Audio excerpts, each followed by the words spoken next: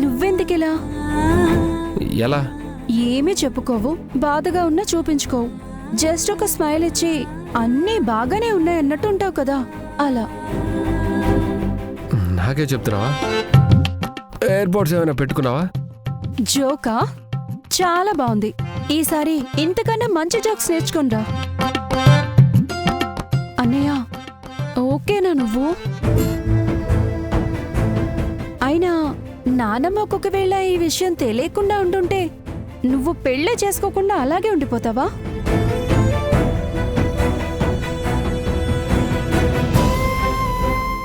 చూడు, నీ మొహం మీద ఏదో ఉంది ఇక్కడ.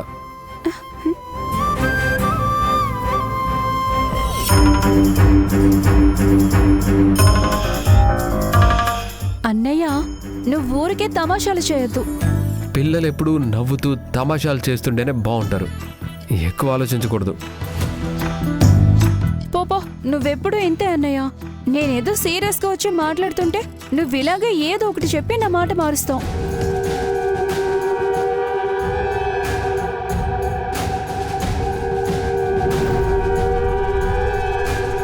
సంజు, ఎందుకు సంజు అదోలా ఉన్నావు?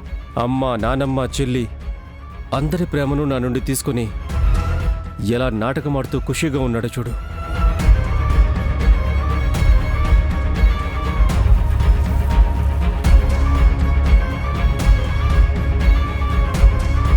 నిన్ను చూస్తుంటే నాకు బాధగా ఉంది సంజు. ఎందుకంటే అందాల్సిన వాటి కోసం ఎంతకాలం ఎదురు చూస్తాం?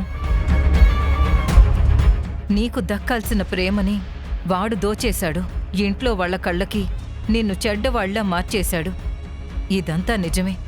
కానీ ఇవన్నీ తలుచుకుంటూ బాధపడుతుంటే ఎలా?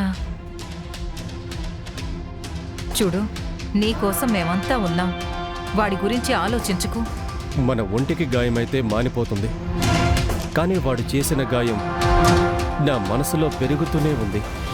ఎప్పటికీ మానదు. అండ్ నేను మర్చిపోను కూడా. చూడు, ఎక్కువ ఆలోచిస్తే హెల్త్ పాడవుతుంది. ఆలోచించుకో. Good night. Take care.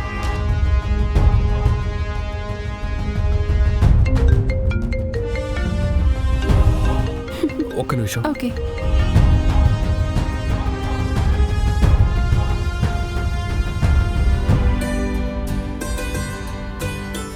నిత్య, చెప్పండి. ఈరోజు శాంతి బర్త్డే. మేమంతా సర్ప్రైజ్ ఇద్దామని చిన్న పార్టీ అరేంజ్ చేశాము. మీరు మీ నాన్నని తీసుకొస్తే తనకి సంతోషంగా ఉంటుంది. బాధలో ఉన్న బంగారుని సంతోష పెట్టడానికి ఇదే మంచి దారి.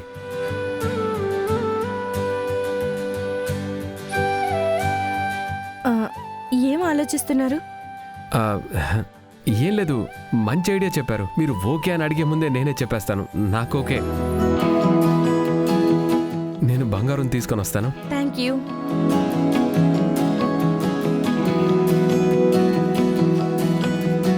నాకు బంగారానికి వచ్చిన ట్రీట్ ఉంది, వెళ్ళొస్తాం. ఈ టైంలోనా?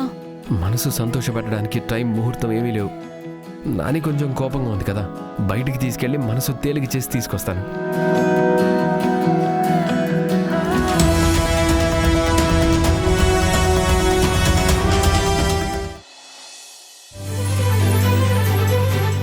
చీకటిగా ఉంది, జాగ్రత్త. లైట్లన్నీ ఆఫ్ చేశారెందుకు? తెలియకూడదానేమో.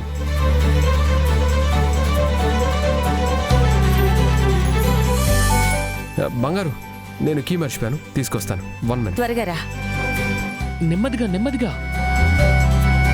ఏంటి బాబు నువ్వు? నా మేకజాడ బర్త్డే అని సంతోషంగా వచ్చాను. నువ్వేంటి నెమ్మది నెమ్మది అంటున్నావు? అయ్యో, మీరు వస్తున్న సంగతి మీ ఫ్రెండ్ కి తెలియకుండా మెయింటైన్ చేస్తున్నావా అంటే అందుకే. అవునా? అందుకే నెమ్మదిగా రమ్మన్నాను. సరే సరే, నెమ్మదిగా వస్తాలే.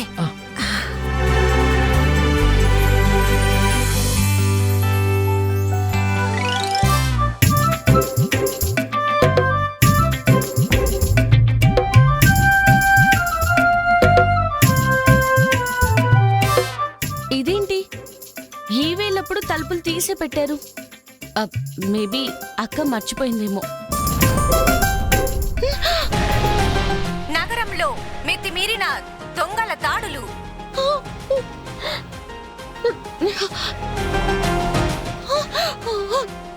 అయ్యో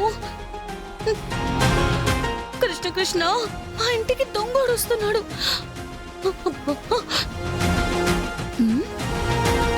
నేను తలుపులు వేసేస్తే ఈ రోజు మా ఇంటికి వచ్చిన వాడు రేపు వేరే ఇంటికి దొంగతనానికి ఖచ్చితంగా వెళ్తాడు. వీడెప్పుడూ దొంగతనం చేయకూడదు, అలా చెప్పాలి గుణపాఠం.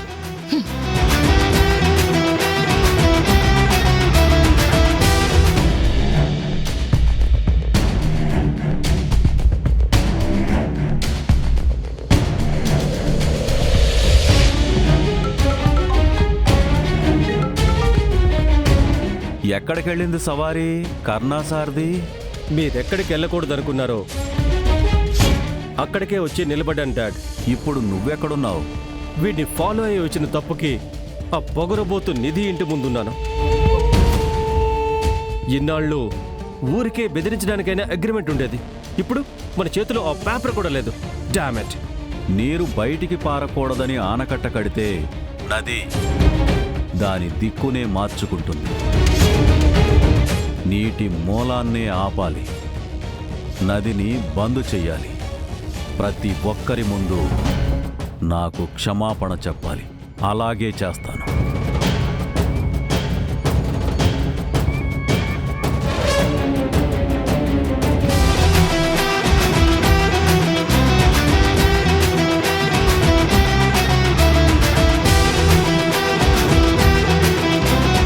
ఊరికి ముసుగేస్తే సరిపోదు, వీడి పని చెప్పాలి.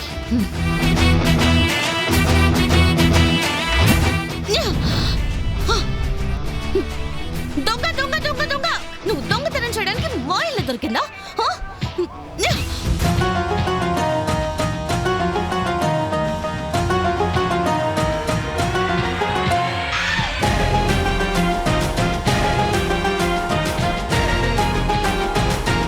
ఆడపిల్లలుండే ఇల్లు ఈజీగా దొంగతనం చేయొచ్చు అనుకుంటున్నావా? ఈ రోజు ఎలాగైనా సరే నా చేతుల్లో దెబ్బలు తిని పేషెంట్ గా నా దగ్గరికి వచ్చి నేనే మాత్రం రాసివ్వాలి. త్వరగా రండి, మన ఇంటికి దొంగోడు వచ్చాడు. త్వరగా రండి. దొంగ ఎక్కడా? అయ్యో, నిజంగానే వచ్చేసాడే. అరే మీరు ఎప్పుడొచ్చారు? అయ్యో, నేను వచ్చేసాను, కానీ కర్ణన్ రాని వీడికి సరిగ్గా ఇస్తాడు. రాని రాని. ఆహా, రండి రండి కన్నా సార్. నా ధైర్యాన్ని చూసి మీరు ఫుల్ ఫిదా అవ్వాల్సిందే. తేజస్, బయట కర్ణ ఉన్నాడు, పిలు బాబు. బంగారు.